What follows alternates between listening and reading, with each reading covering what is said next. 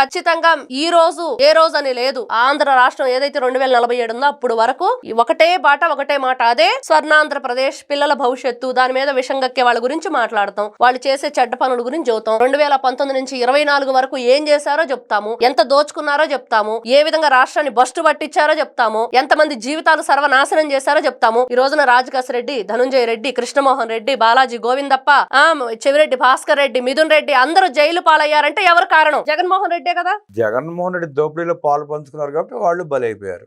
ఇది తెలియాలి. ఎందుకు జైలుకి వెళ్లారంటే జగన్మోహన్ రెడ్డి మీరు అంటున్నట్లుగా అందరూ కలిసి భాగస్వాములుగా కలిసి దోచుకున్నారు రాష్ట్రాన్ని. కాబట్టి ఇది తెలియాలి ప్రజలకి, ప్రతి ఒక్కరికి తెలియాలి. రేపు పుట్టి పెద్దయ్యే వాళ్ళకి కూడా ఏం జరిగింది రాష్ట్రంలో వాళ్ళకి చెప్పాలి. చెప్పకపోతే ఎలా తెలుస్తుంది? వీళ్ళు ఆగడాలకు అద్దు పద్దు లేకపోతే 2019లో చేసిన తప్పదే కదా.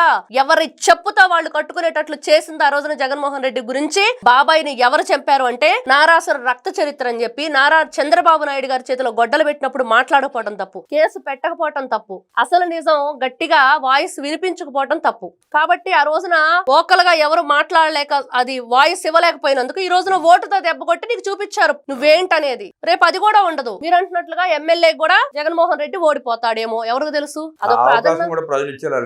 మరి అది కాబట్టి ఒక్కసారి వీళ్ళు ప్రెస్ మీట్లు పెట్టేటప్పుడు మాట్లాడేటప్పుడు మరి ఇక్కడి నుంచి అయినా సజ్జల రామకృష్ణారెడ్డి స్క్రిప్ట్ పట్టుకొని వస్తాడా, లేకపోతే అసలు మాట్లాడటమే మానుకుంటాడా ఆయన నిర్ణయించుకోవాలి.